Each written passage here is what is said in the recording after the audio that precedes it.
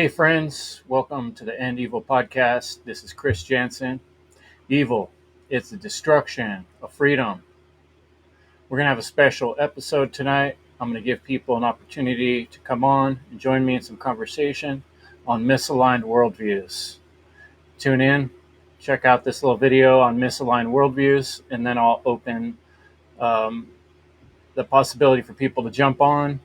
The link, if you would like to join, is going to be in the chat, which will show up on YouTube, on Twitter, and on Facebook on the live stream. All right, guys, see you there.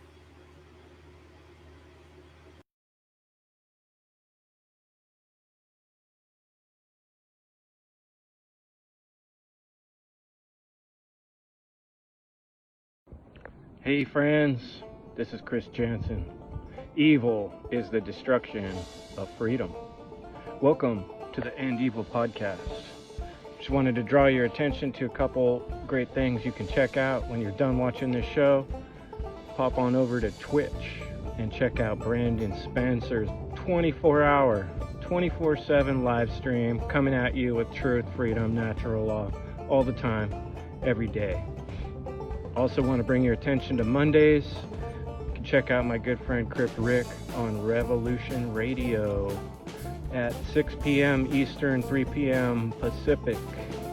And now, I have a great show for you. Thanks for joining me. Please stop on by to endevil.life and make a small donation or share something from the website. Subscribe to the channels and enjoy the show. Check out the chemtrails.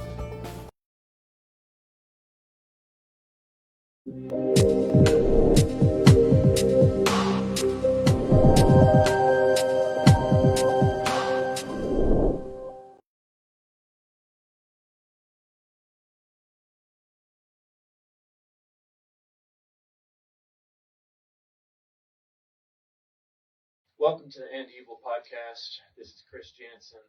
Evil is the destruction of freedom. What does that mean? That means that we still got to talk about what evil means. That's what that means. Because it's not being recognized for what it is. It's being recognized for something other than what it is. Evil's being accepted as normal. It's being justified. It's being run through the paper mill of our society and our world and repeated and repeated and repeated so many times that people forget what it is. So we have to be here reminding ourselves that, oh, we actually want a better future. We actually want to live in a world where we're all not like constantly screwing each other over and creating a situation where our children and grandchildren are getting raped by evil people, lizard people, whatever's going on behind the scenes. It might as well be lizard people the way they're acting. These psychotic folks that think that morality doesn't matter, that spirituality doesn't matter, and most of our society is pretty happy to just use the word spirituality only in the context of religions. That's because the jobs have been done to them, and sort of ultra focus their thinking into materialism, de facto Satanism, as Mark Passio describes it. I find that to be very true. Satanism is a newer term in history, but it describes selfishness that goes back in time, and every person that talks about spirituality and history understands the concept of selfishness versus the concept of selflessness, which obviously can go too far. So all that being said, today I wanted to talk about belief structures of the mind and misaligned worldviews. Misaligned worldviews, belief structures, and thought patterns. Unhelpful and destructive thought patterns that continue to plague us and our world. Now I have this page here of notes that I will show you guys. I'll take some pictures of it. And sometimes what I do is I take notes and notes, and then later when I get an opportunity to go through them, I put them in these plastic sleeves here. Kind of a nice way to organize. Hey, Marvin, if you're listening, one idea I thought of is we just basically start with a really simple book of the book, The End of All Evil, with just these, just print it out. And we could just kind of at least start by everybody having a copy of that, and then see what we can do to make a better version. The next version I thought about doing is sewing it. I was looking up some information on that. So you guys, I've got a conversation going with Marvin of Join the Internet about how to get the End of Evil book reprinted. And if anybody's interested in getting involved with that, please contact me, and I'll get you in contact with Marvin, and we're going to try to create a team. On the Medieval Podcast, we do things like that because we care. So, misaligned worldviews and belief and thought patterns, negative, cyclical, unnecessary thought and belief patterns. I made a list here of actions that constitute religious belief. And I have a slide I'm going to try to find. If I can, I'll get it in here. If not, I'll share it with you folks later. That was from an earlier podcast I made, podcast presentation, my last presentation, about really, you can't really tell that much difference between religion and government if you were to look at it objectively. They use the same kind of accoutrements, the fancy buildings, the way they structure their meetings, the way they dress. It's hard to see when you're involved with it. You've already gotten used to it, and you think of it as a good thing, whether it's politics or our systems of control in the terms of law enforcement, right? It's hard to look at it objectively when people are involved in it. They're inside the fish tank, and it's hard for them to look outside of the fish tank. So I wrote this list to help us kind of help people get out of that fish tank. At least those are willing and able and interested. And maybe you guys can learn how to say these things in a better way. But I just recently discovered this page of notes, and I happened to be wanting to talk about misaligned worldviews. And it was sort of like synchronistic that I came across this list. So, number 1, repetitive, ritualistic habits done automatically, regardless of other factors. Let me read that again. Repetitive, ritualistic habits done automatically, regardless of other factors. Okay, number 2. Saying or repeating phrases or songs without conscious attention to the meaning or context. I just added the meaning or context, but again, what it said is saying or repeating phrases or songs without conscious attention. Number 3. Wearing outfits or decorations for the purpose of separating by class or authority. I'll read that again. Wearing outfits or decorations, or I like to call them costumes, for the purpose of separating by class or authority. And that might be or gender as well. Okay, we're on 1, 2, 3. I just got dots on my notes here. I'm now giving them numbers. Number 4, using symbols, combinations of symbols to garner attention, respect, or fear. I've seen in Mark Passio's work, he talks about sigils. I'm sure there's other people that describe what sigils are, but basically more complex versions of symbols that also might include letters and numbers. But, that's combinations of symbols. Trying to garner people's attention or respect or fear using the power of symbology or symbols, which also archetypes come into play there. Number 5, gathering in crowds using team spirit to confuse or amaze individuals to shock or awe. Gathering in crowds using team spirit to confuse or amaze individuals, to shock or awe, to shock and awe these people. Team spirit, I'm just using that term. Maybe you know a better term to describe this, and someone can help me with this one. But I'm talking about that fervor, that crowd fervor that builds when people gather together, and we call it mob mentality sometimes. But there's sort of this group excitement or spirit that you feel when you're in a congregation and people start getting all excited. It creates this, I'm going to call it team spirit. Anybody else has a term for that, please share. Okay, number 6, displaying fake or contrived miracles to awe or mesmerize. Again, shocking people with some miracle. Displaying a fake or contrived miracle to shock, awe, or mesmerize. Number 7, trusting, using ancient text as truth, proven only by the age of the writing or the number of people in agreement to call it fact. So it's only fact because it's old, or a bunch of people believe it, or a bunch of people believe it and it's old, and somehow that gives it authority. And so people trust it or use it, call it truth, just because of these things, even though it hasn't been redeemed or corroborated in other ways. That's cherry picking truth, to put that simply. Number 8, claiming unique and a direct link to God. I read this list last night to Leslie Powers, and she had me add that one. I thought it was a very good point she made. So often in history that's been done. People are still doing that. These are actions that constitute religious beliefs. Claiming a unique and direct link to God. Leveraging occulted knowledge. That's the big one. You know something other people don't know, and rather than just helping them with giving them the knowledge or sharing it with them, you instead leverage it to gain power over them.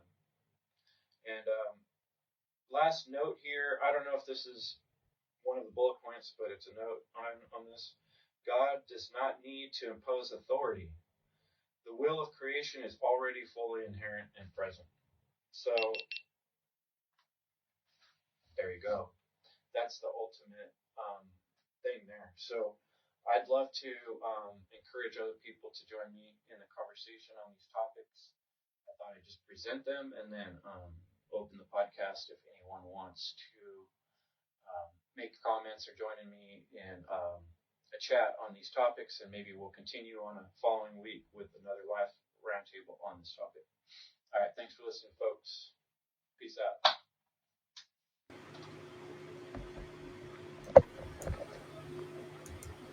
Hey, what's up, friends? Yeah, thanks for checking that out. Looks like I got a couple awesome people joining me already here. Got Will and Brandon. What's up, guys? Can you hear me all right? Yeah, I can hear you well. What's going on, Will? Clear. What's up, my brothers? How you guys doing?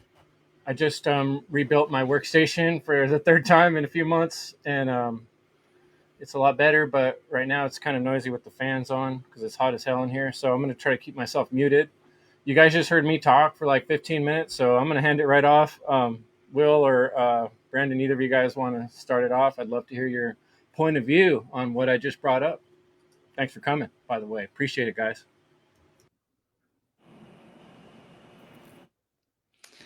I'll jump in. Hey, Leslie. Yeah, I think that the document, the points that the tenets that you put together, I think that was fantastic. I watched the Jones Plantation movie last night again for the second time and kind of really dove into the allegory. And it's a great movie. If people haven't seen it, check that out. But your tenets reminded me a lot of what they're in the movie, what they were revealing.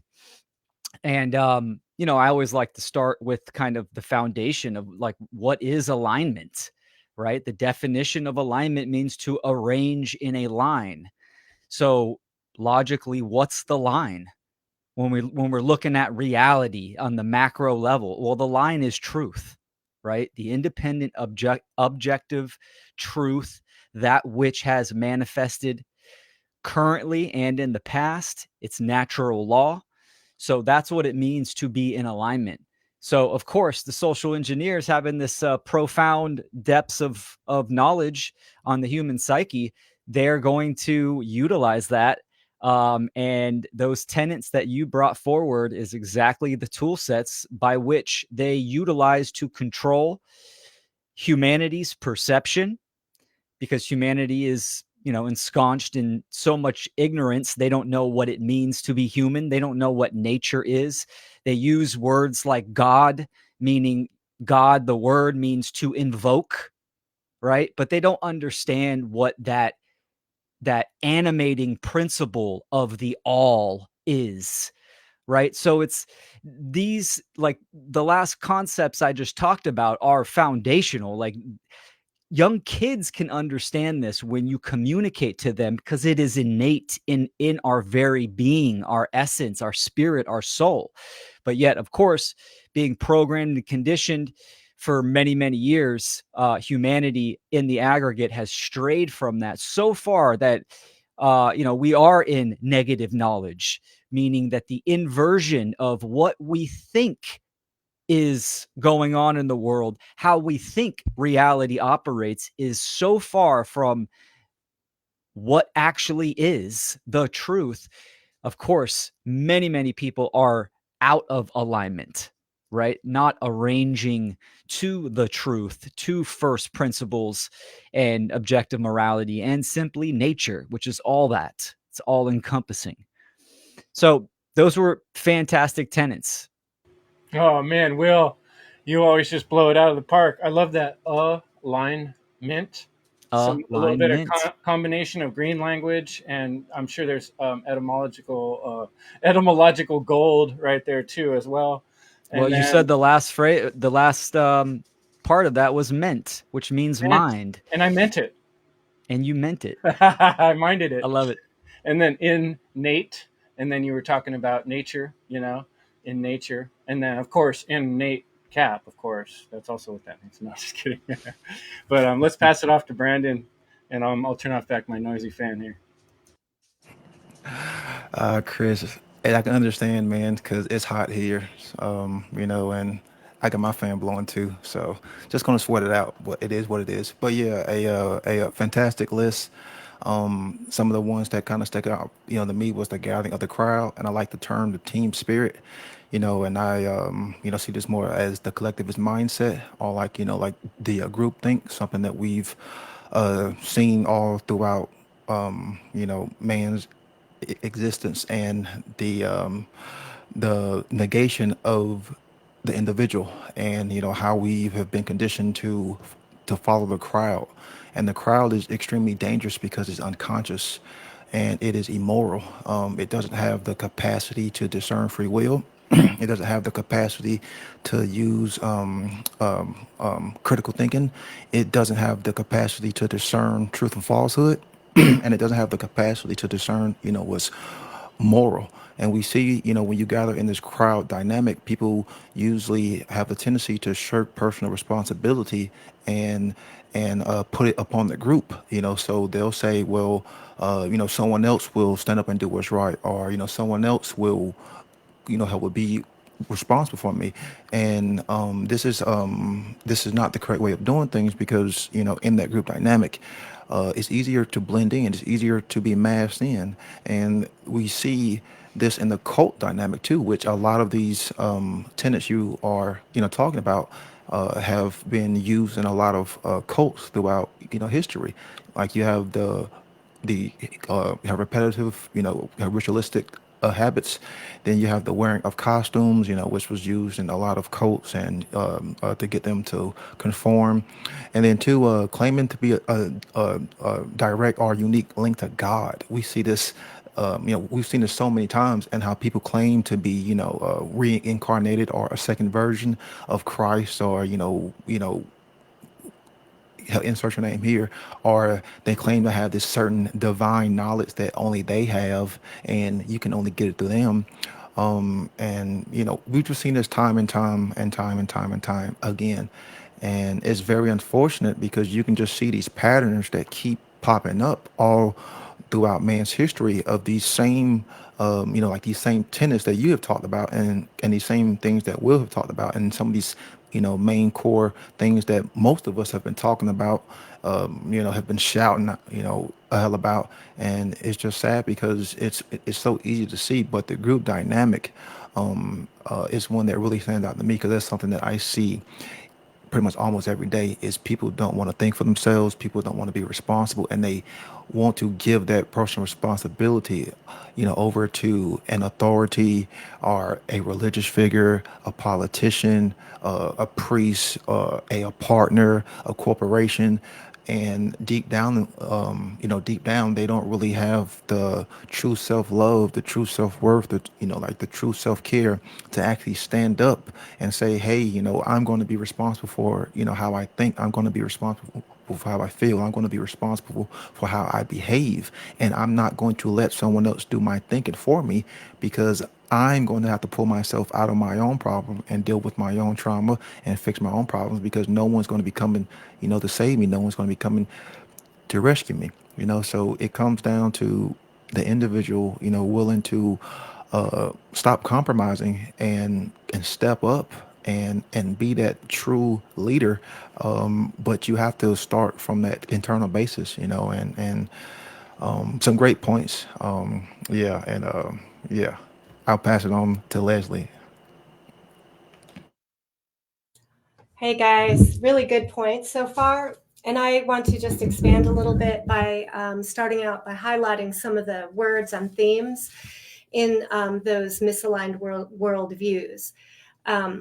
Words like repetitive, ritualistic, repetitive, automatic, regardless of what's happening, regardless of truth, right? Again, repeating phrases without conscious attention, without context, purposefully dividing humans, creating a divisions of sort of like false teams. The divisions become teams that people create their identity from, right? That then continue division, right, between people based on myths or stories that again are help people feel good, but that aren't based in truth. Gathering in crowds, again, that whole group think pressure, using what would you call it, like what he says here, confuse, awe, or shock, right? So you're basically manipulating people's perceptions and sensations and doing really some witchcraft, some trickery because if you can change how people feel, and then you're feeding them language or words that make them feel secure or that prey upon, give them an answer to their fears, right? Then you're really putting people in somewhat of a trance. And then, that goes on with the fake miracles, claiming stories, right? Trusting, like just have faith, just follow the word. It doesn't matter about what you do. You just need to follow the word, right? There's an abdication of personal reflection, self-responsibility, because they want you to trust and believe in, right? There's distortions and that are being fed to people, that people are then sort of sacrificing their own consciousness, and their own thinking ability to fall into a kind of a mindless state, which is like a child's state. And this is sort of like preying upon people's desire to have a savior of some sort and to defer their responsibility to have a big mommy and a big daddy. So there's so much in here. And I just wanted to highlight those things for now. Chris. Absolutely. Thanks, Leslie.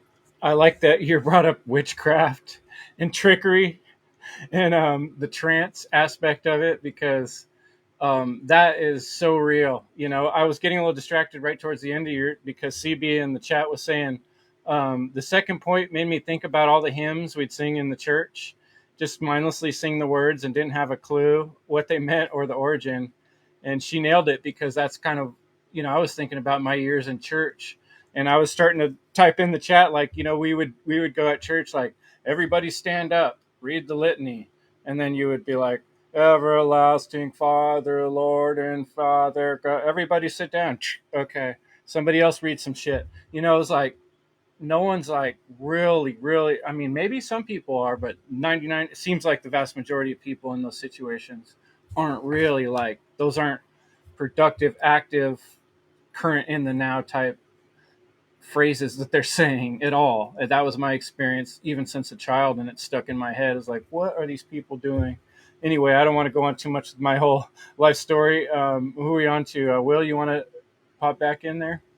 Yeah, everyone has made fantastic points. I mean, this document is like the playbook, right? And what's interesting is that you could use the same playbook, but in the light, occult knowledge spectrum, right? There's going to be that opposite polarity where this could be utilized.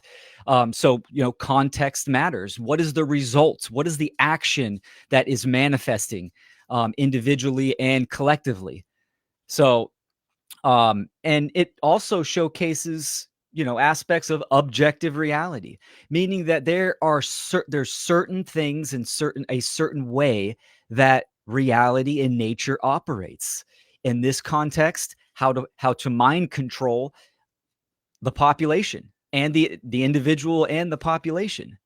So you could use the same type of knowledge on the opposite polarity to unfuck your mind and free your mind and program your mind in the positive, moral, right action spectrum for a positive outcome, right? So it's very telling, these tenets, and I think I highly recommend people sit with them and go through all of these. The repetitive ritualistic habits, I mean, they're all huge, right? But when we're talking about programming and conditioning, it has to be done repetitively. And when I think about, a big part of my work, obviously, is conscious parenting. Bam. If you take the perspective of a young child and now look at these tenets, you can see it all through culture, and, through public schooling, the way parents operate with their kids, Santa Claus, the Easter Bunny, Tooth Fairy, daycare, all this kind of stuff, right? I mean, all these tenets are there. And again, what is the context? What is the effect that it is doing to an individual? What is their behavior, the outcome? And obviously that is extremely important and telling and obvious.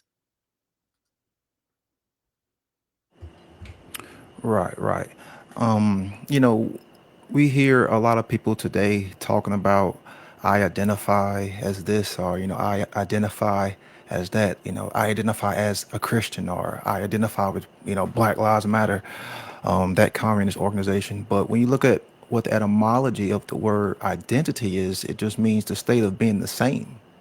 So when so when you take these labels on, and you take on, these identities, then what are you actually doing for the self? What are you doing for the individual?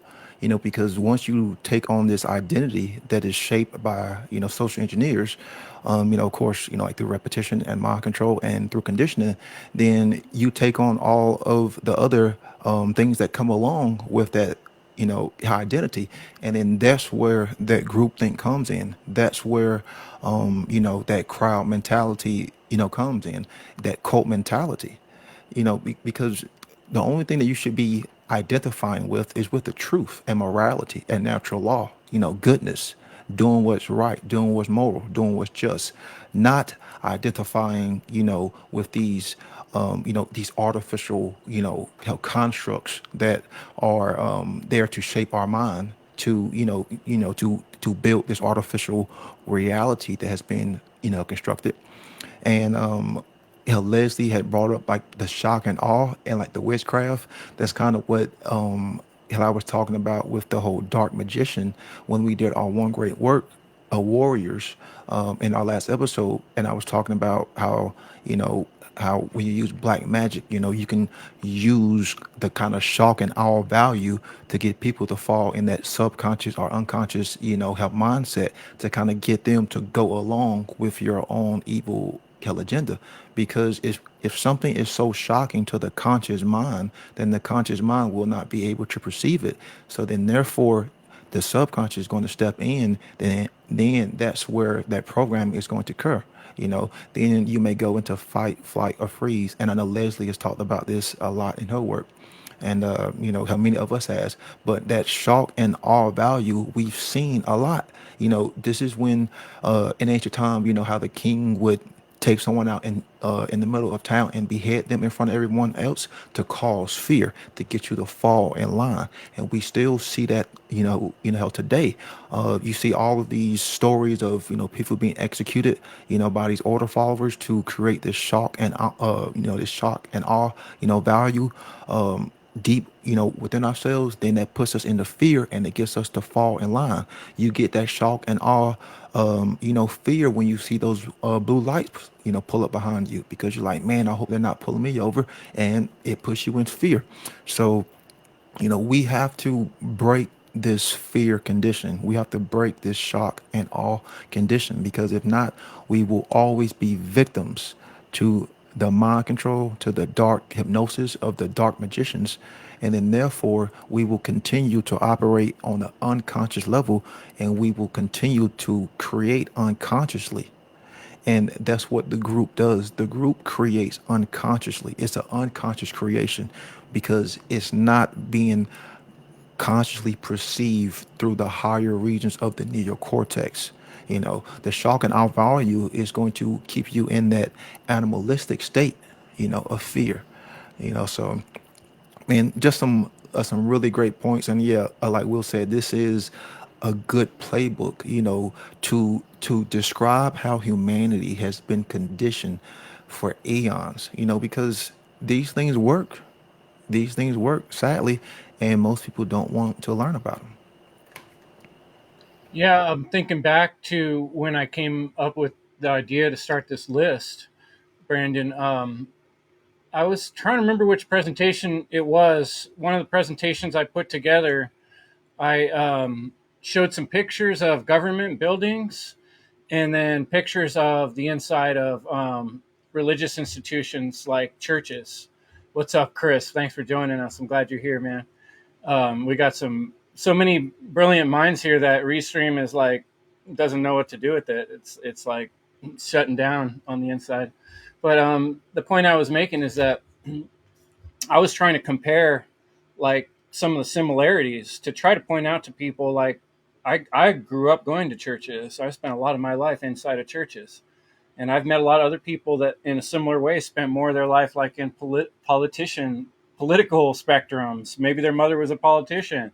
And then other people that have lived in like families that were police officers and military, and you're kind of used to it. It all seems normal, right? And so I was looking for a way to try to draw some parallels to help people see like these things are very much the same. And that's where this list came from, is thinking about the things that were the same between government and religion, and cultural religions and school. Come to think of it, they have a lot of these same things too. But we got Marvin with us too. Chris, you're up next. Thanks for joining us. Love to hear what you got to say on the topic. Oh, hey, yeah, I just got home from doing some shopping, picking up the family that was hanging out with other people. So misaligned worldview, I haven't heard much of what anyone's saying. So I don't know. Let's see. Misaligned worldviews that are not in alignment, in disequilibrium. So what could that mean? Not in equilibrium with reality, with truth, obviously moral truth, the most important thing to be in alignment with, and the worldviews that result from that misalignment is a worldview, I guess, that's poison worldview, and that means it's going to affect your behavior, because the mind leads to what our behaviors do. And that's the world we live in, is a world of misaligned worldviews where everyone's internal reality reflects outwards and creates that external reality that is the support of domination and the predator mindset and the support of their own enslavement and the enslavement of everyone else. I'll just stop there since someone else can go and fill in some holes, and I'll bounce off of that. And on it goes. Thanks, Chris. Thanks for joining us. Let's pass it on to Marvin. You got Hey, your audio working there? I hope so. Can you hear me? Yeah, you're coming in. Coming Okay, in cool. clear. Thanks for coming, brother. Yeah, no, I was really happy and excited to see this live. So I set up my stuff. I didn't have it set up, and I was working on other stuff, but this is worth switching over for sure. So I have this. What do you call these? The list, the misaligned worldviews, on another screen here. And to be honest, I think I'm gonna need to like study this on my own time. But it's a cool list: repetitive, ritualistic habits done automatically, regardless of other factors or extenuating circumstances. Like, yeah, why would you keep doing that, right? Like, clearly, man, I'm so curious to like hear what has people actually behave like that, but that's a whole nother topic. Saying or repeating phrases or songs or written material without conscious attention to meaning and context and the moment we are existing in reality. I wanted to ask you about this one, Chris. Is this your list, by the way? Is this like, did you write? Oh, that's cool. Okay. Yeah, So, yeah. And before yeah, that, I want to say it came very synchronistically too. I had written like on the wall. It's actually this piece of wood right here in Sharpie.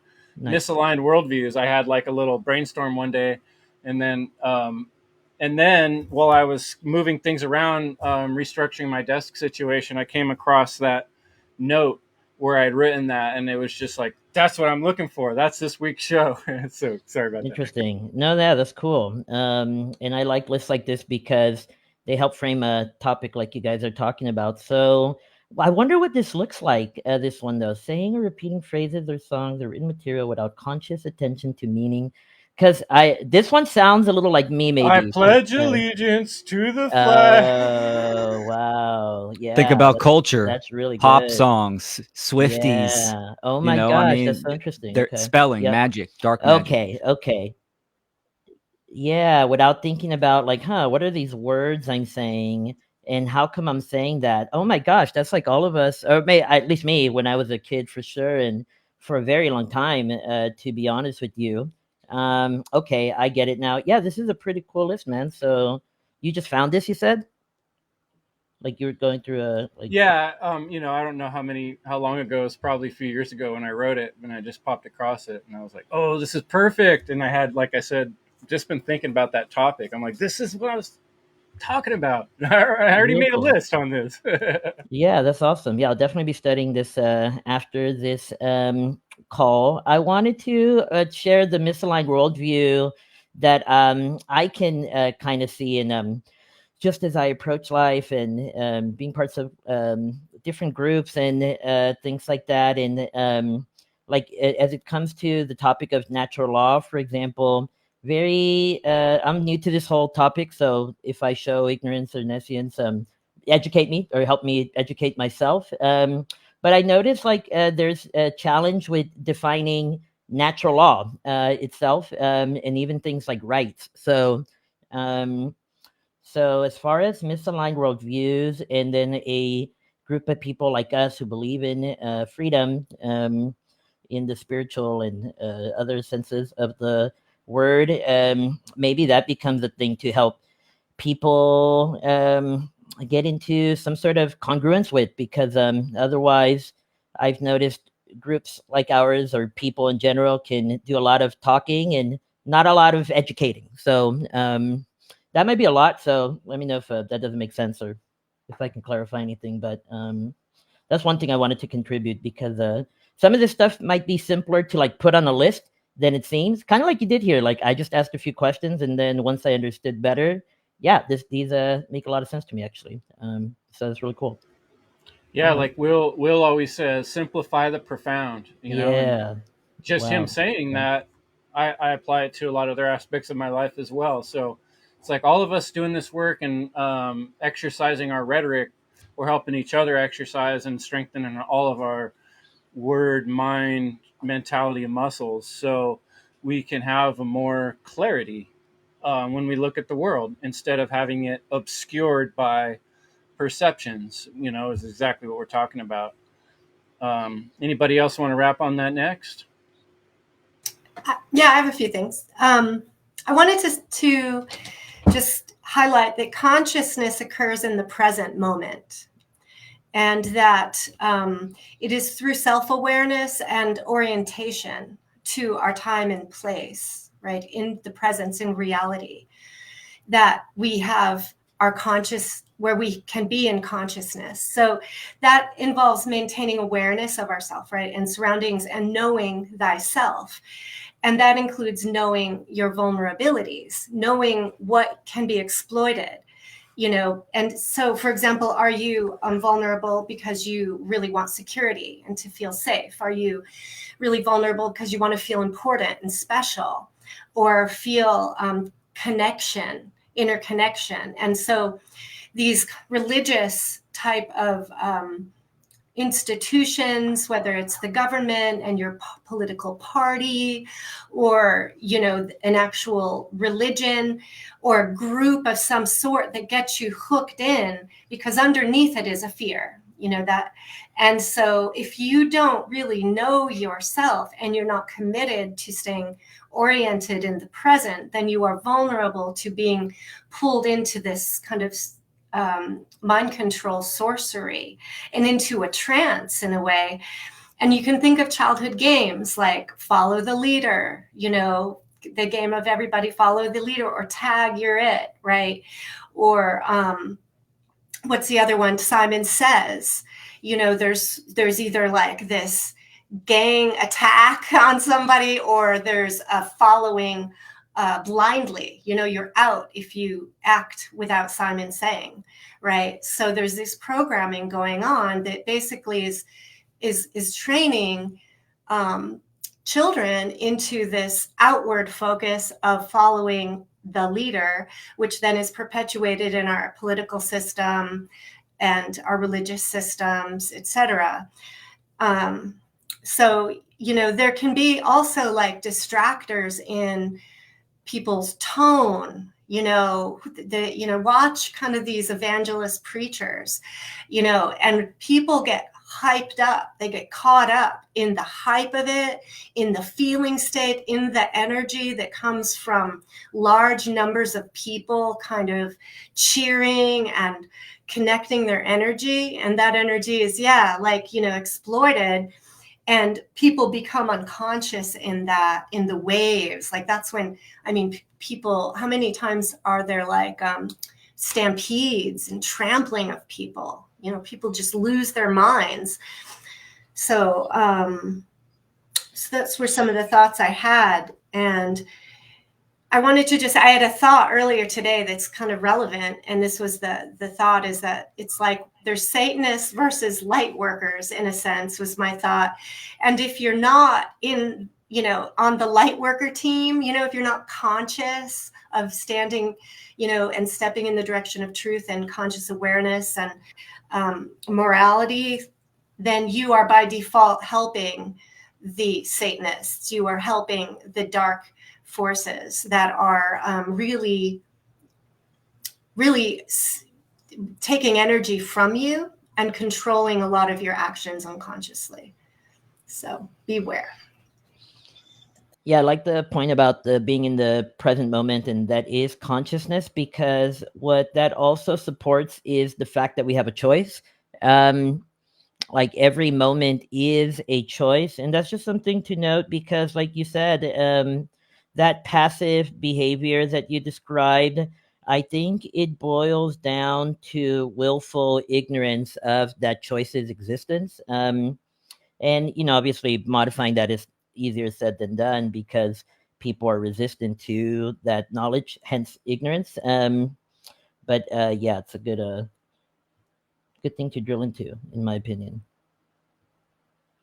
I was going to say, I think it would be helpful to actually bring more examples concrete examples of some of these points, like repetitive ritualistic habits done automatically, regardless of extenuating circumstances. How about voting? All this voting corruption has been, very clear.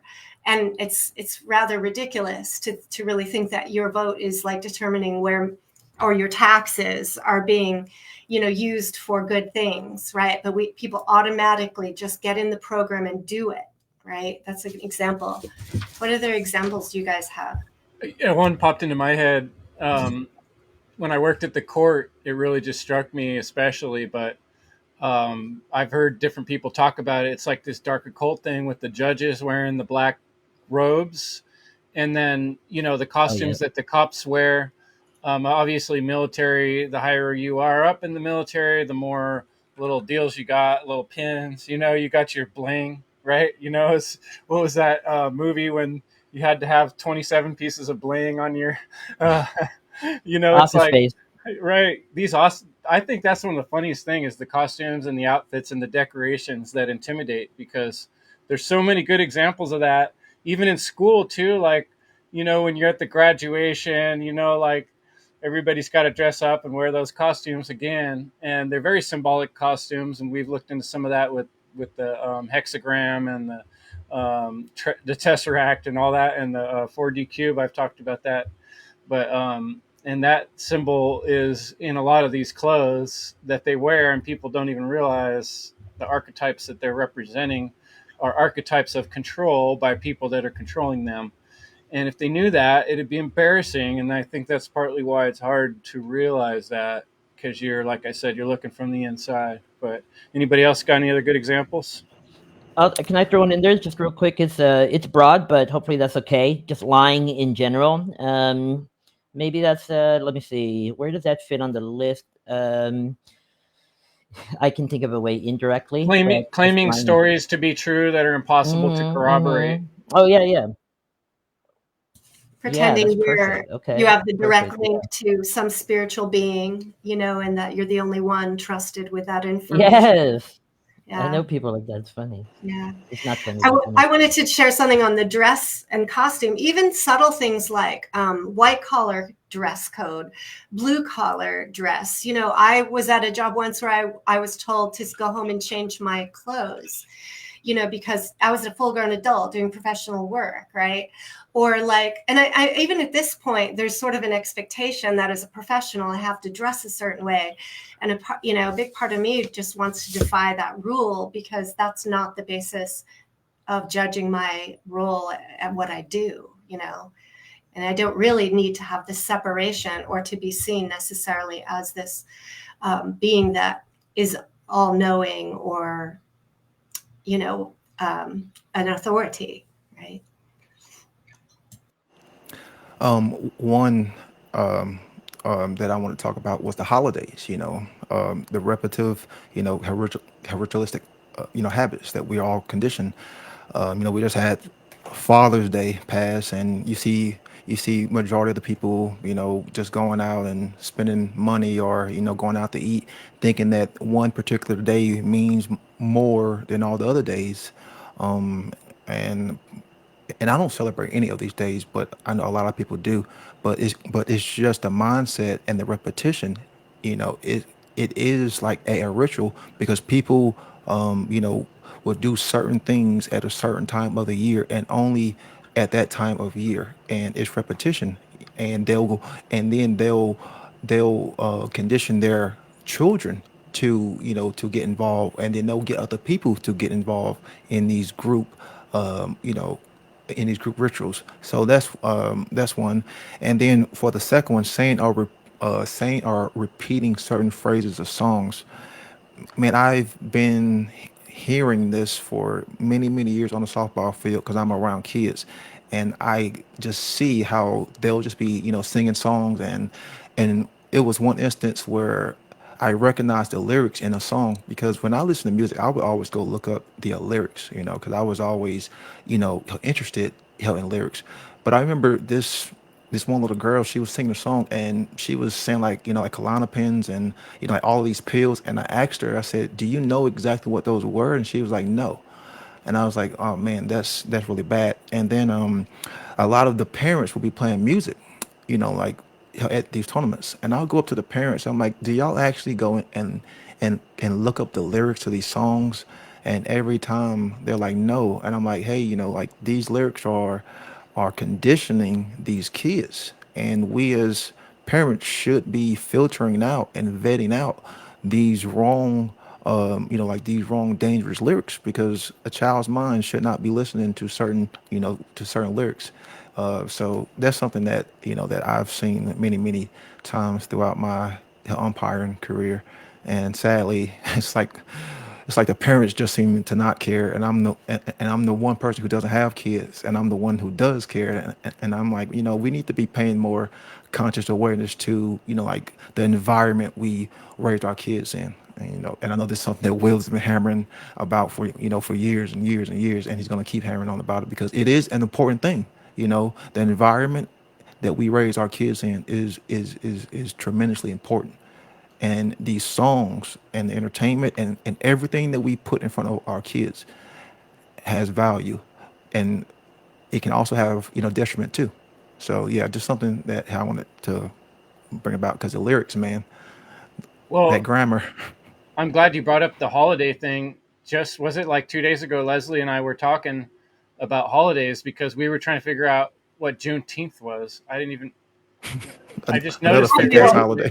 which Just actually the history of that one, a lot more than others. We might want to actually celebrate some aspects because it's about this like fighting for freedom thing a little bit. But what I was thinking about was when I worked for the court or when I worked for the government. Those are the people that reap the most benefit from government holidays, and those are the regular, most ritualistic days. And they celebrate all of them, like Columbus Day, which is this guy's like a mass murderer, racist, you know, who did nothing good. He was a pretty evil person from what I've gathered. Not a day to really celebrate at all. What are we celebrating? Imperialism? Like, and anyway, it's just we were kind of talking about, thinking about it. A lot of times, the people who are collecting tax money and benefiting off of the robbery that's happening to all of us are the same ones that are benefiting from all these holidays. The rest of the poor Joes, a lot of us got to work on those days because we can't afford to take the day off because we're not getting a fat government paycheck and we don't have, all this retirement money built up, so it's kind of like a double trick in that. But yeah, I'll hand it on. Who wants to jump in next? Isn't there like evidence that the music industry has on purpose implemented certain messages and things like that for certain names? And aren't there ties to like the prison complex, like an actual connection between promoting things like crime and drugs and violence and then actual crimes?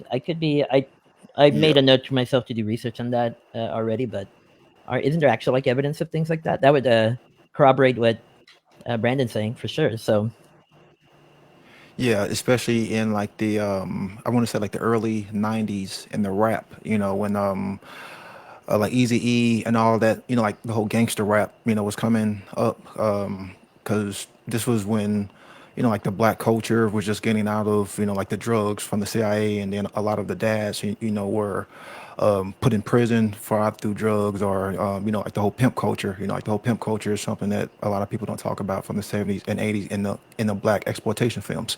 So then you had the crack and the CIA. So then in the '90s you had like the whole gangster rap, because you had a lot of young men being brought about without a strong parental male father figure, so they would look toward the gang, or like the gangster rap as pretty much as that family unit. And we all know what pretty much happened after that.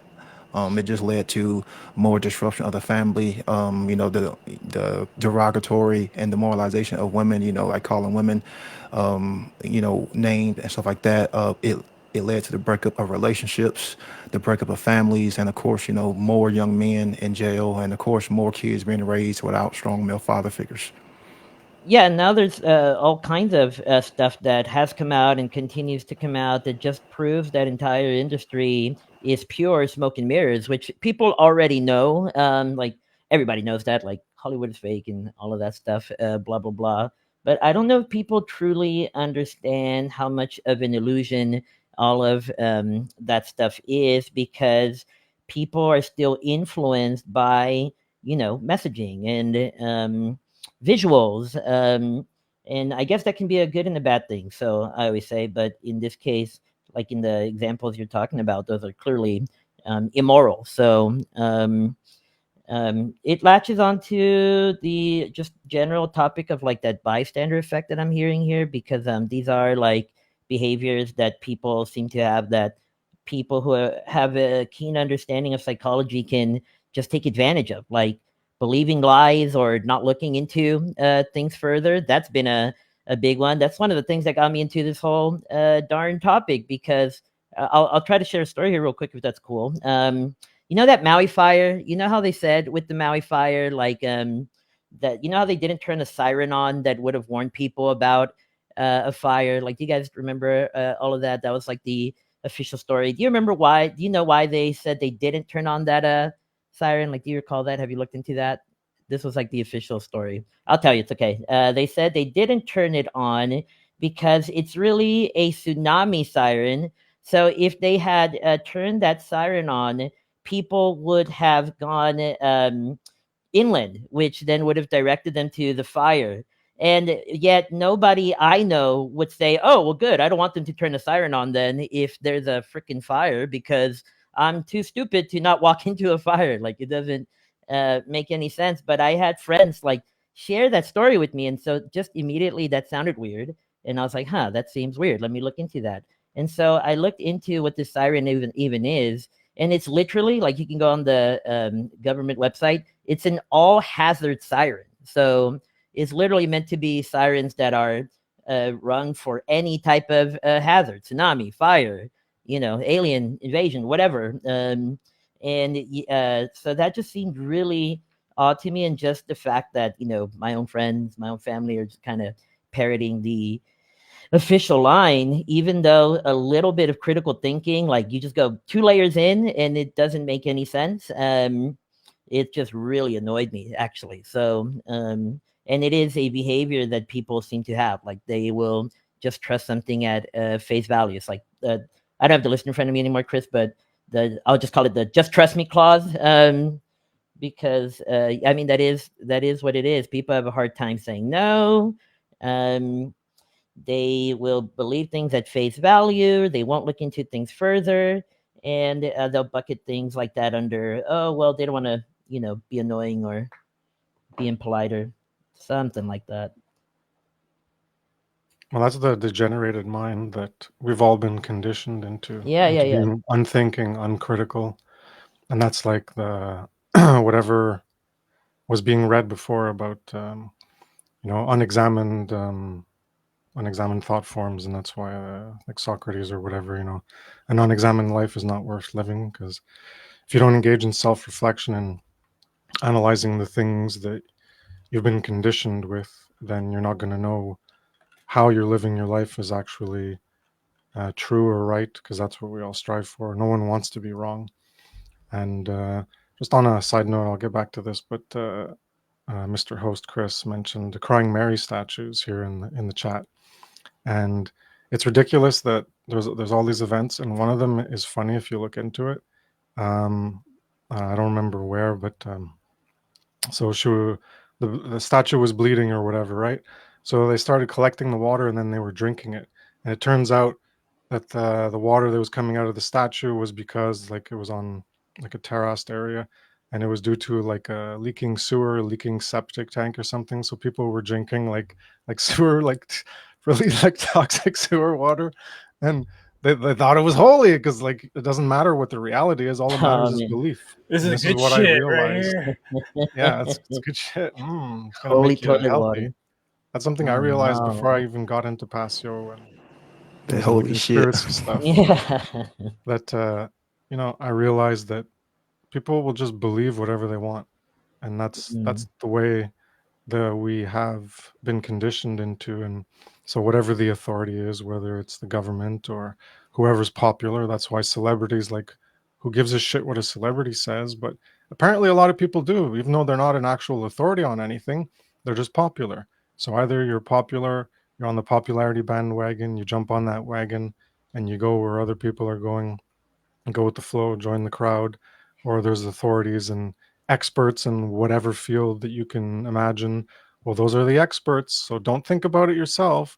Everyone's in their own silo, in their own compartmentalized uh, aspect of knowledge that they can speak about. So the geologist, well, he talks about geology, but he doesn't talk about archaeology. An archaeologist and the geologist, well, they don't talk about medicine. They just follow what the medicine authority says. So everyone's an authority in their specific field, and that's what the education system has inculcated into the mindset, is to, you specialize in your field, and then you trust other people in your field. So all it is a big deception trust game. It's a con game where everyone's just trusting everyone else, and that's the world we live in.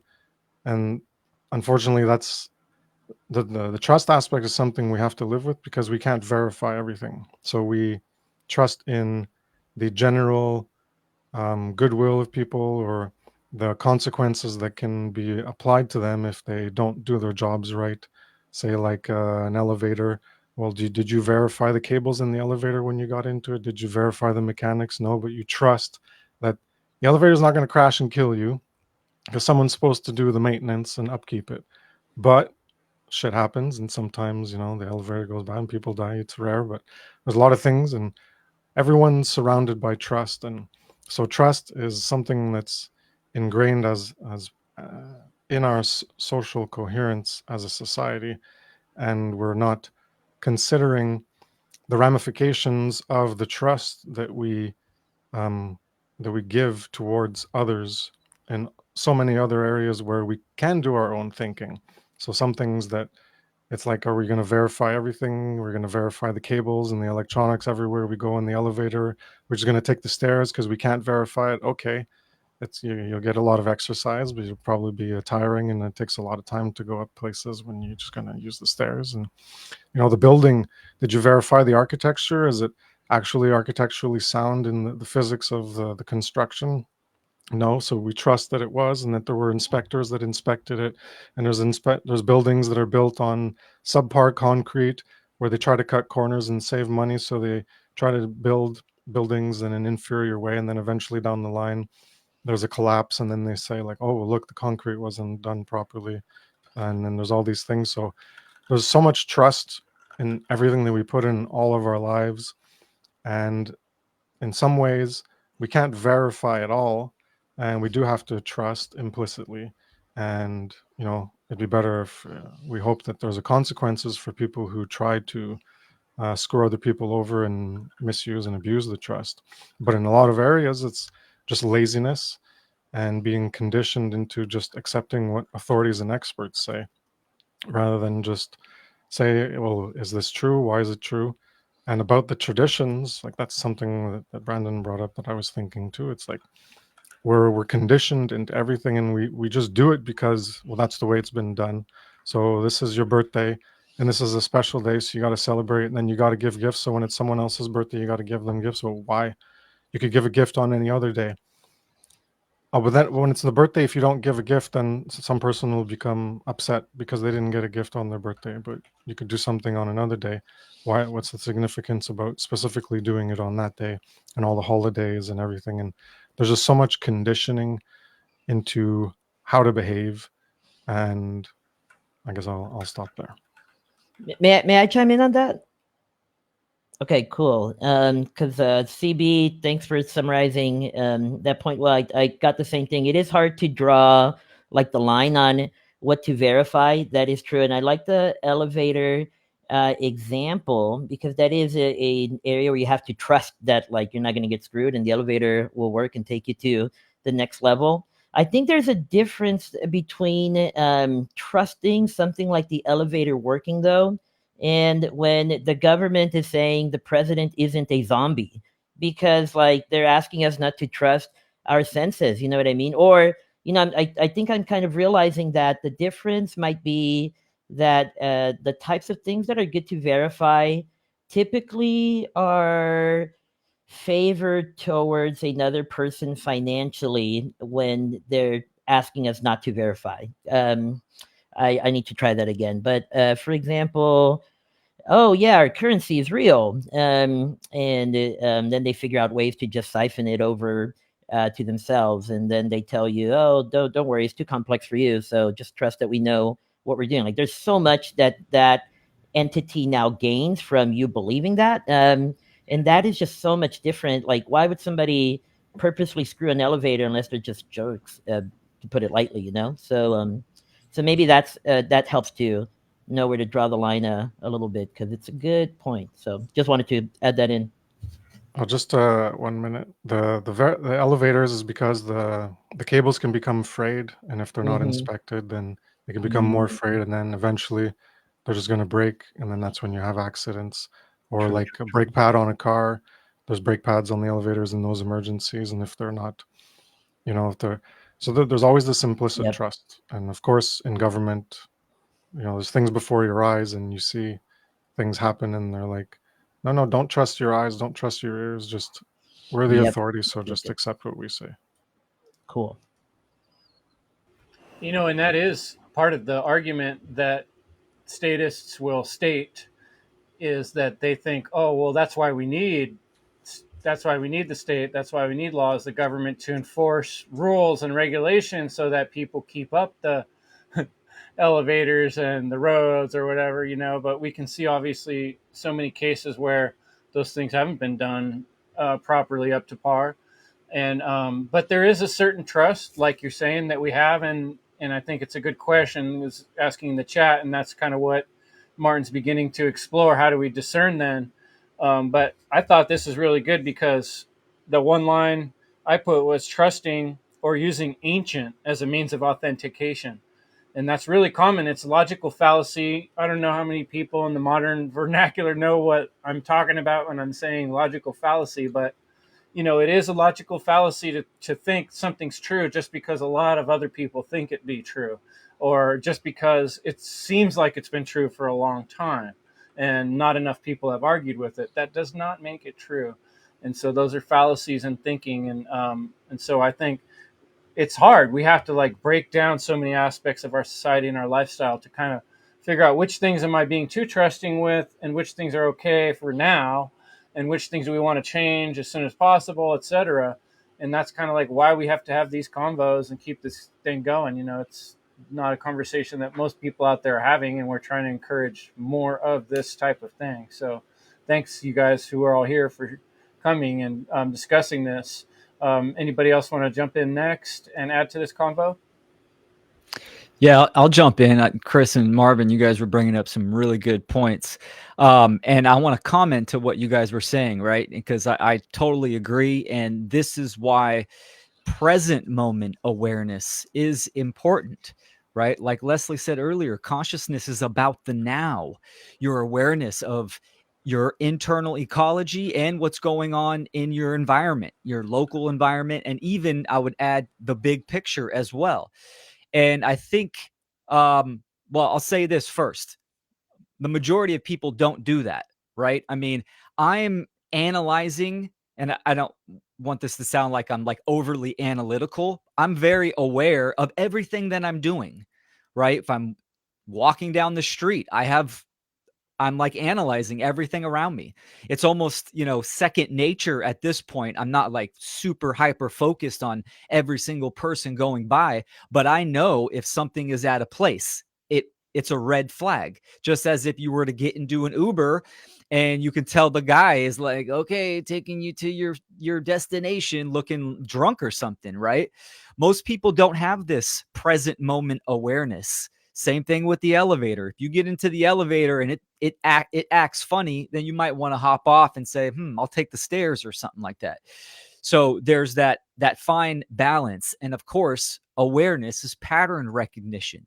So when you think of something like government, how many times does the patterns have to show that it's based in coercion, violence, lies, deception, and before people pick up on it? But they don't pick up on this pattern recognition because they're at a low level of awareness. They don't have that balance or symbiosis of consciousness to recognize the patterns.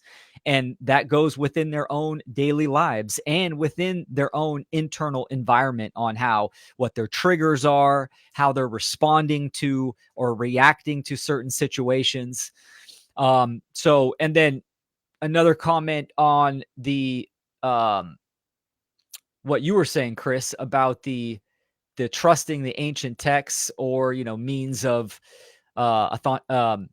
authority or popularity. I mean, there's so many we can go through. The cultural religions is one of the most obvious, but also the Constitution for in America, right? How many mainly right leaning people think that our rights are derived from the Constitution, that the Constitution granted us our rights.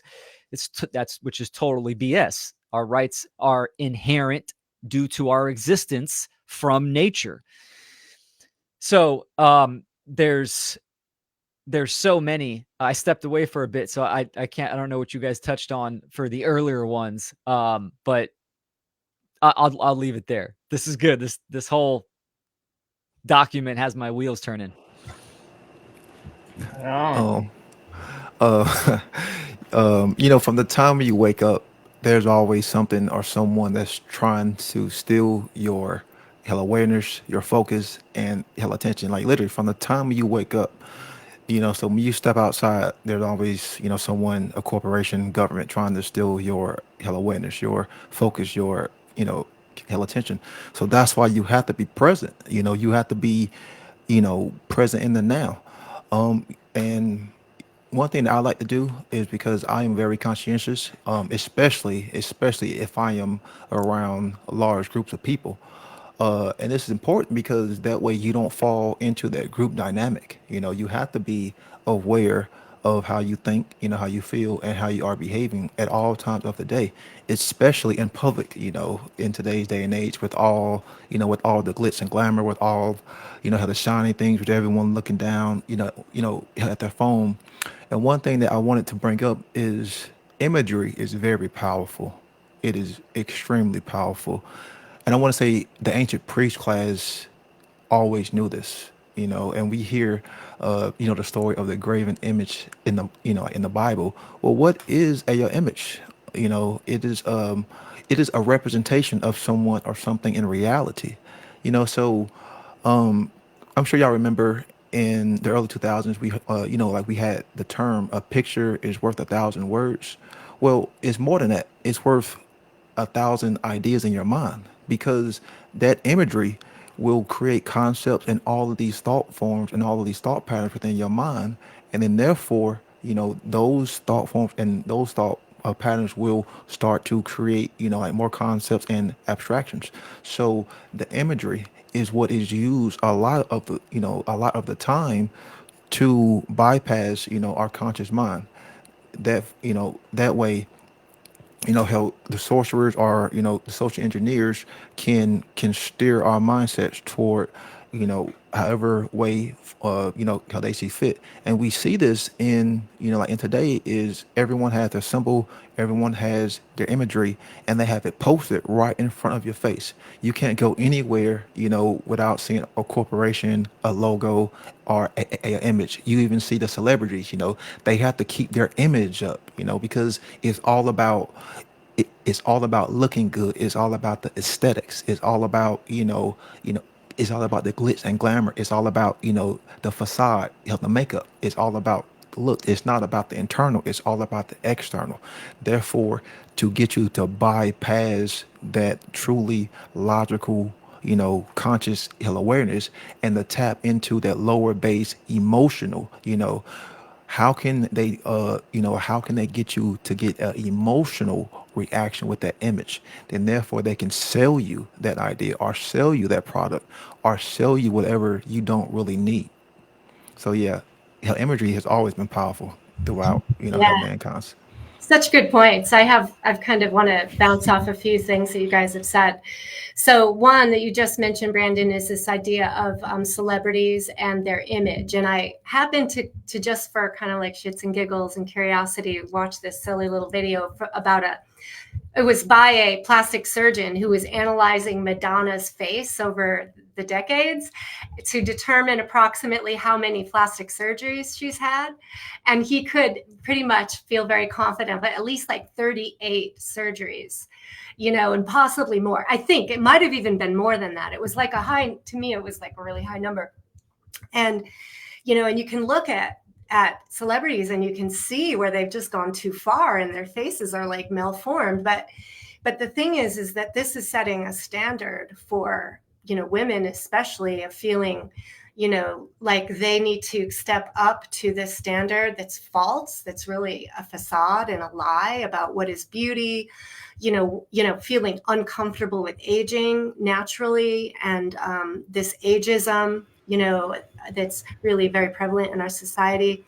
So there's all of this in it. And this is like driving you subconsciously, and bringing you to spend lots of money and obsess over things that aren't important, really. And so there's this automatic thinking that goes on. And when we talk about like, okay, being conscious and being conscious in the present, how aware are you of your own thoughts that you're thinking at any given moment? How often in a day do you lose time, where you're like, oh shit, what was I just thinking about? I just lost like 20 minutes scrolling, or like lost in my own head and ruminating and worrying, driving hypnosis, having songs stuck in your head. I think many people are living very unconsciously with these repetitive things that are coming up from the subconscious. They're not controlling it, and then they don't know how to control those mental processes when they get out of control.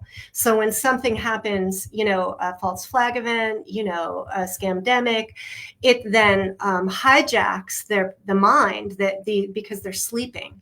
And they're in this automatic subconscious state, and then it hijacks that and amplifies it. And so now we have, like multiplied anxiety disorders and people who are feeling out of control of their own, daily thinking, okay, and feeling states. So there's that. And then I was thinking about the holiday thing, and the example that came to my mind was like St. Patty's Day, and how, people are just automatically going through a ritualized celebration that without even really knowing the truth about what the creation of that holiday was, and that this St. Patrick wasn't really a good guy, but people like green beer and they like an excuse to go out and eat and drink a lot and get rowdy. And, and so then you add the whole element of substance abuse, of alcohol, of, social, like you were saying, Brandon, about going out in social events, that there is a need to be vigilant and to be careful what energy you're around, what places you are at.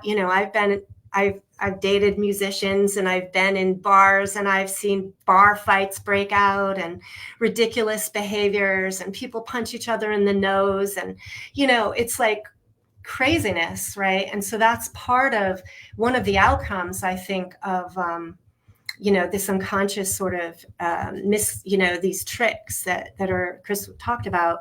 And that's leveraging occulted knowledge. That's like doing these, if you think about marketing, even in basic like sales, if you want to go in the most simple level, not look at the whole deeper levels of the dark occultist, kind of mind control, it's leveraging people's unconscious.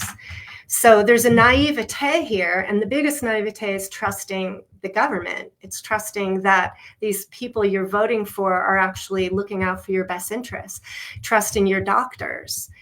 There's a naivete and this actual like childlike mindset, and there's an underestimation of the impact, of the evil in the world, of the existence of mind control, of the trauma-based aspects of mind control. That the movie industry, you can look at like Mark Devlin's work, and you can see a lot of that mind control going on in the music industry, and understand the intentions behind it and how it's hooking people in very devious ways. I wanted to mention about what are some of our skills that we can use is that Marvin, you mentioned intuition, right? Using your own senses, learning to trust yourself, that what you see, feel, hear, taste, smell is real, right? And not this like magical kind of like fairy dust that's being, put in front of you to manipulate your emotion and get you to think something else is real when it's really not. We need to use our critical thinking. We need to keep our brain in balance with the right and left hemispheres, and at all times, which means we need to learn to regulate and manage our emotions so that they don't hijack us, away from our frontal lobes and our ability to think and reason. And so this whole like emotional intelligence and the development of skills around self-regulation are really important. And the idea of reputation being more powerful than a title, your behavior, your alignment. Do people's thoughts, feelings, and actions align? Do they do what they say? Do they say what they do? Does that occur over time? There's like data, real life data and observation. And that's, again, looking at what's real and not what's the fantasy or the desire expectation in your head. So when we look at,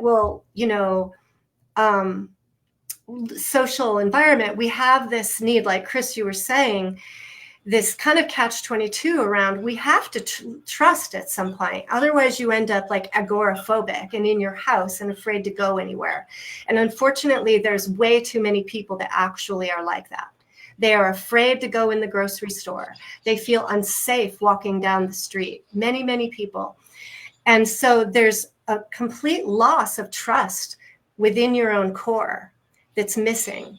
And when you don't trust your own ability to think and observe and come to logical conclusions through the trivium process and learn what intuition is, then you're at the mercy of something external to you. And there's an emotional need to attach to that which makes you feel safe. And that doesn't mean you are safe. So how do you determine trust? Well, I think it ultimately comes down to natural law, because if I'm going to put my trust in someone, I want to make sure that person really understands what natural law is and understands what human rights are, and that they're committed to that, to the truth and to what's right. And if a person shows over time that they are committed to that, then they are building up trustworthiness, and that will express in their reputation in the social world. And so I think that we need to kind of eliminate this idea of looking at experts with letters behind their name or a certain degree. I mean, a lot of these, I hear lots of stories. I talk to a lot of people, and I'm hearing a lot of stories about like surgeons on your that are like doing surgery on your body that are also out doing some pretty immoral things, out taking ketamine in the clubs and drinking a lot. And, like there's stories I'm hearing that are really like putting me in doubt about trusting. Okay. And I think that this whole idea of what is trust, how do you determine trustworthiness, is an important topic. So great one, Chris. Yeah. Yeah, there's a lot there. All aspects of society, all these ways that we've been fractionalized, and I think the deeper layer of these belief systems are what kind of set the soil. It's like poison in the soil for the plants to not grow, and for all these same problems that keep popping up instead of the plants that we want. So we got about 5-10 minutes left before I want to end the show for today. Let's just kind of any solution-oriented advice for the audience I'd appreciate to hear at this point. Anybody want to jump in with what can people do about these misaligned worldviews? And I don't know if we can do anything about the misaligned face views with the Madonna and those people. They're misaligned. But we can do something about the messages they're putting up and how we receive them. And my biggest advice before I hand it off is turn off the fucking television. All right, who else? Who's got some ideas? I'll throw something in and tie it to CB's question. He asked, "What have y'all done to help self-regulate your emotions?" And one thing is, I think of it as I don't self regulate my emotions necessarily because I can't do that. I'll have the emotions that I have. It's like an automated thing that just happens. Like I can't really control that element, but I can choose what to do from there. So the thing that I will throw into that one is that I uh, take my time to think. And then I think about something from as many angles as I can, from the outside inside out, and the outside in, from the perspective of like, if there's something I might have done here, if not, what else could it be? So it like ends up being this little thing, and it's okay to take your time. People like feel a pressure. I even can, like, if you're trying to get off an airplane after a trip, for example, you feel that rush, like just as an example. But actually, if you can learn to take your time, because people are cool, you'll actually have a lot more freedom within that than it might seem. That's one thing that I've learned. So I'll shut up now. Great points. Yeah, I'll jump in. What all three of you just recently brought to my attention was, and it's something for people to look into and know the brain states, right? So a lot of the stuff in the tenets that we talked about, we're talking about music, watching TV, social media is a huge one. Scrolling on social media, you're in the theta brain state. And yeah, there's positive, effects from that, creativity, meditation, relaxation, but you're also highly suggestible. And, mind control and the subconscious is operating heavily in theta, where it's like receiving. So, this is why the ads pop up on social media, why people are scrolling and they just consume and just buying shit and then wonder, why did I buy that? You're in the theta brain state versus something like beta, which is critical thinking and analytical thought. So, studying the frequencies and the states for the brain, I think there's a lot of good value there. Something that I do personally that I've applied actually for many, many years, and I like what Marvin said was, take time before you speak. Take time, hold information in. And I'll give you a story because I ran into an older gentleman at a job just recently, like 3 or 4 days ago, and we got into a philosophical conversation. This man, it was so impressive. I was like blown away. He paused for, I think, about 10, 15 seconds. And you could see him, like I'd ask a question or I would say a statement, and he would just stare at me. And you could tell he was thinking, and then he responded. And I was like, whoa, that was really mind blowing. I mean, I practiced that, but not that long and not that intently. But I think that is extremely powerful, right? Stop, drop, and think. And that will put you in a beta state, brain state as well, because now you're thinking about the information coming in. You're thinking about what you're going to say.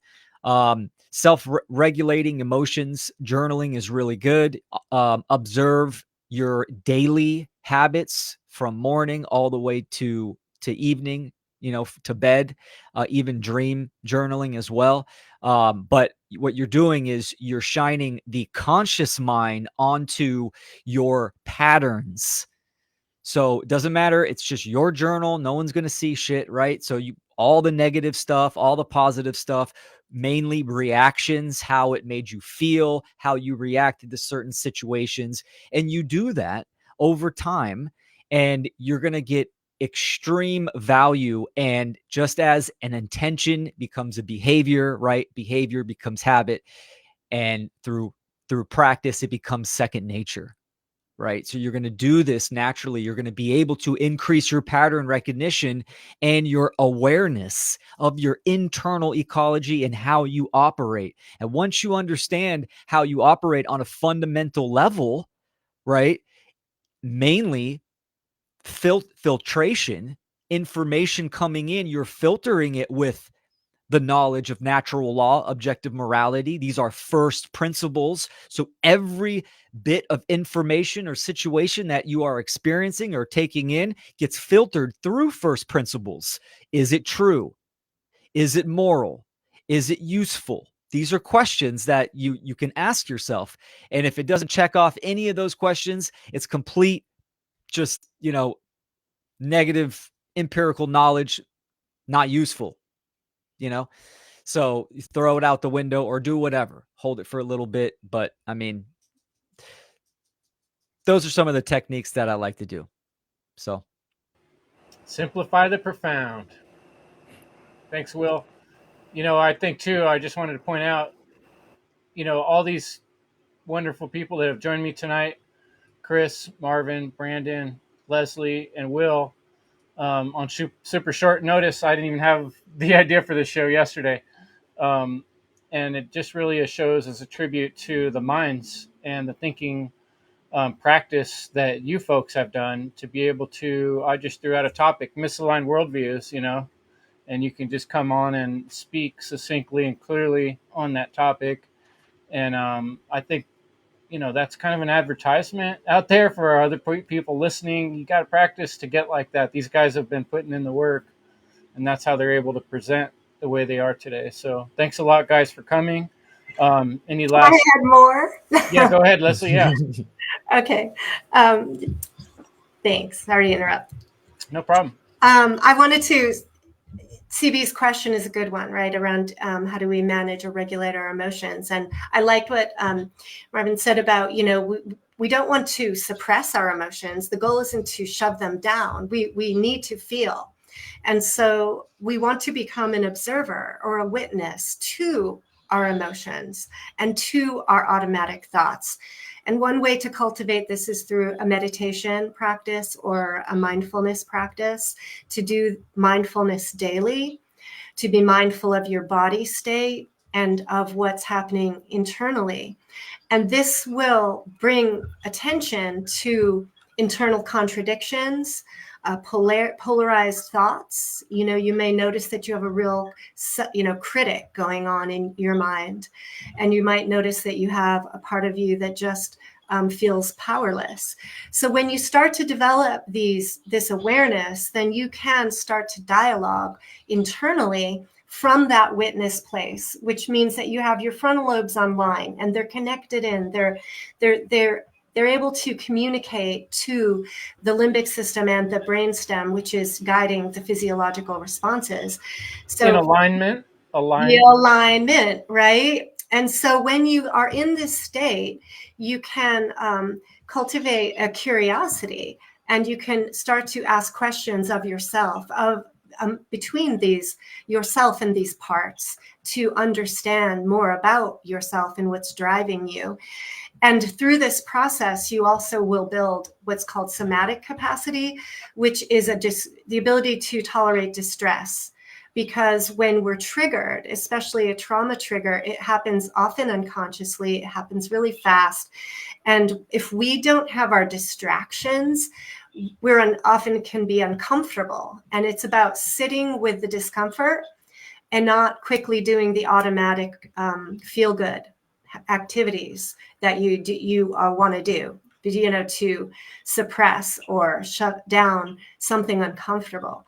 And the more that you're able to just like tune in like this, you can see all sorts of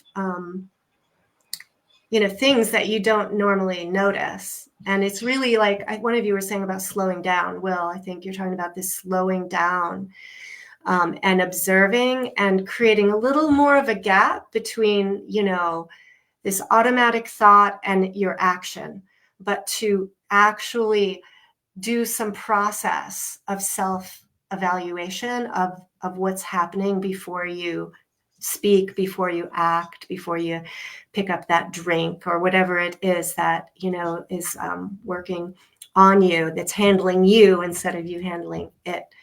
And the last thing I'll say is I think setting really small goals, like micro steps. So if you kind of have a sense of where you're going, then you need to wind back and you need to ask yourself consciously, is this thought, is this action in alignment with that goal, that vision, that North Star? And is it taking me, is it alignment with morality? And so you're consciously taking each step. Obviously we can't sometimes we just want to be spontaneous and fun and all that, right? I'm not talking about being super uptight and nerdy every second, but definitely people don't do this enough. So we need to add that into our self as really, so we always have a certain awareness to catch ourselves from doing something. Because if we don't, you know what happens? Bad shit happens. Accidents happen. People get hurt. You know, you do things you regret, you know, so anything, anyway, that's all I wanted to say. Who's next?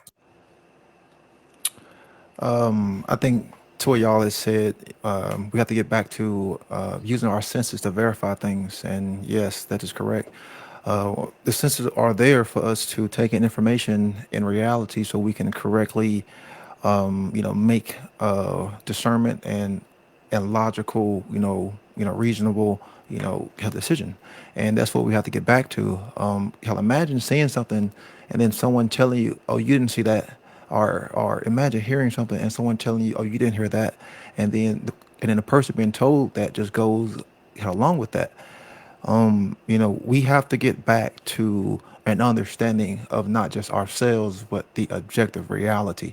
That way we can align, both of those, because to align yourself with objective reality is what it means to align yourself with, objective truth. So the senses are the best way for us to do that.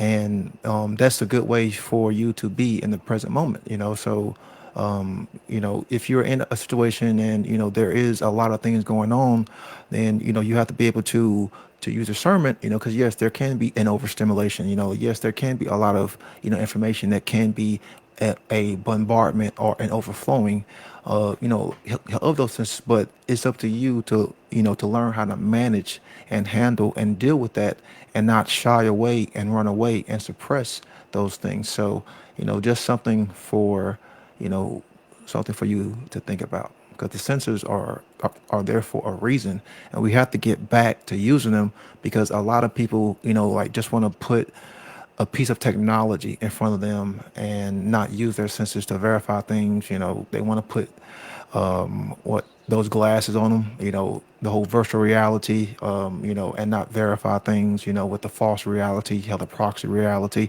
So, we have to get back to the correct version, the accurate understanding of ourselves and reality, and the senses are the correct way of us doing that. I love it. Yep.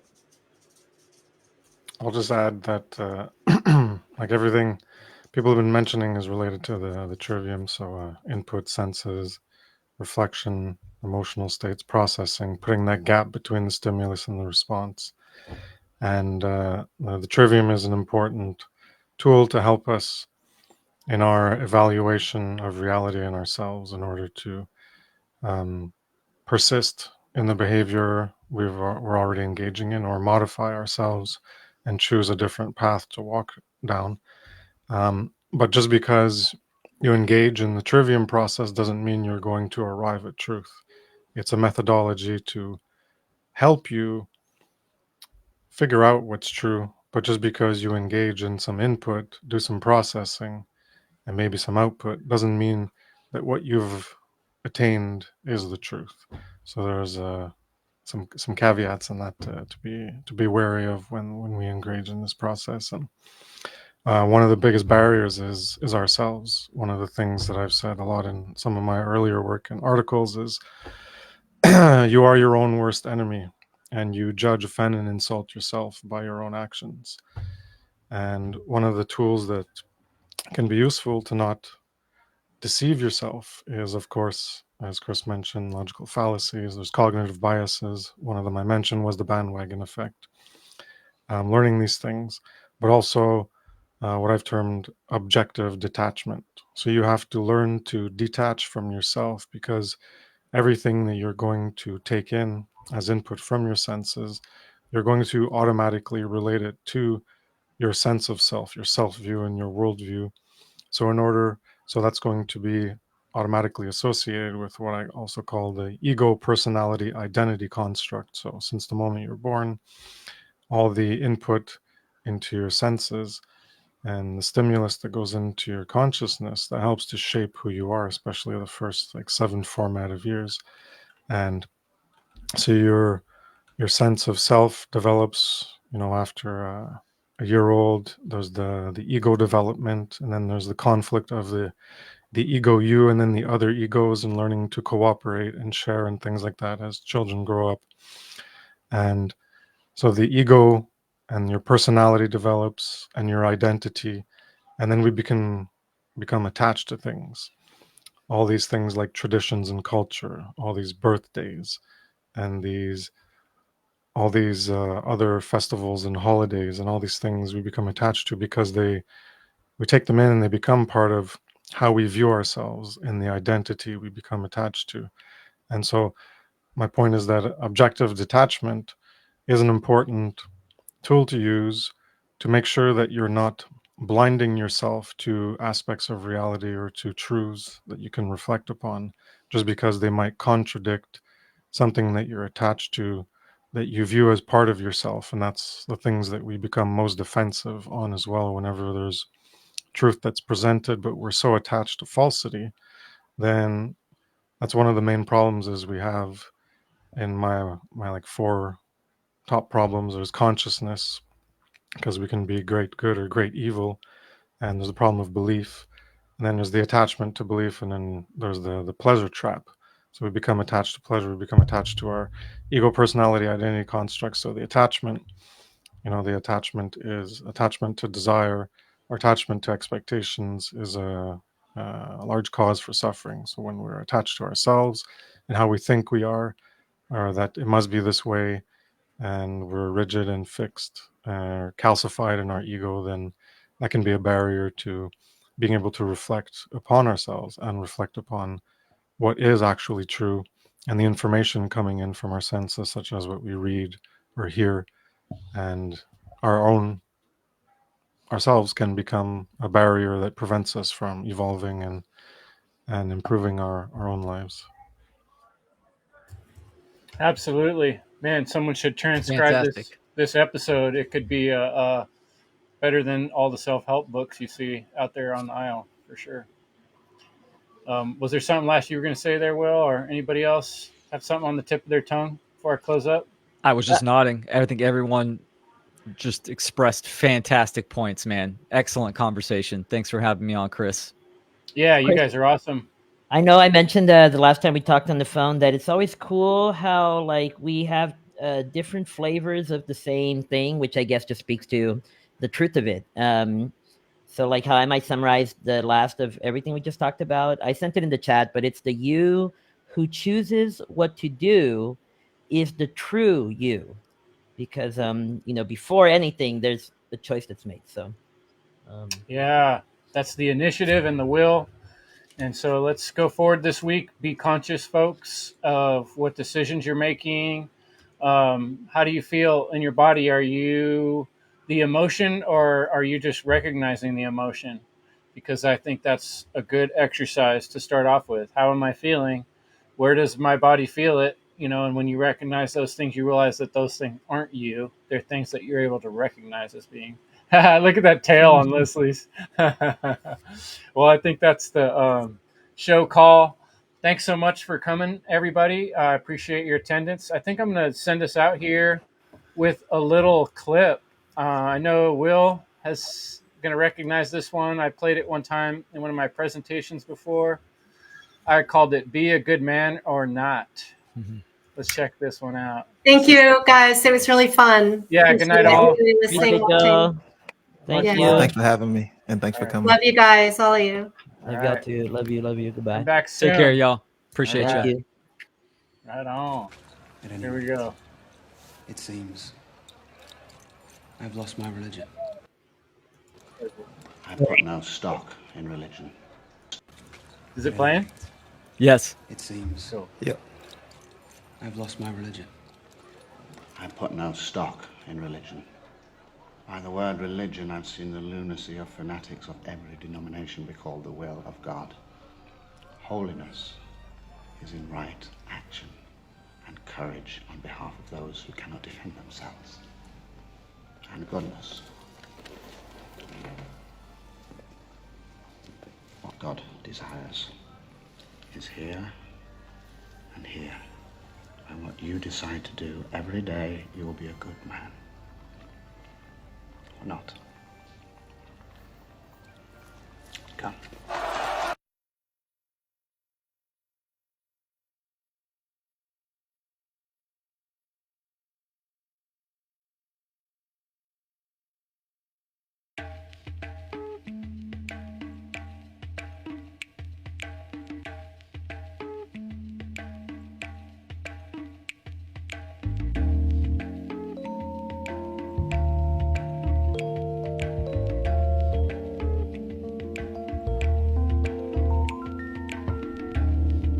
What is the world coming to? With so few paying attention to the rate of dissension, labeling with a lack of retention. Words are the cure for the ill of disease, and this poetess wears truth on her sleeve, giving birth to manuscripts that bleed, that breathe, that tease, that say please.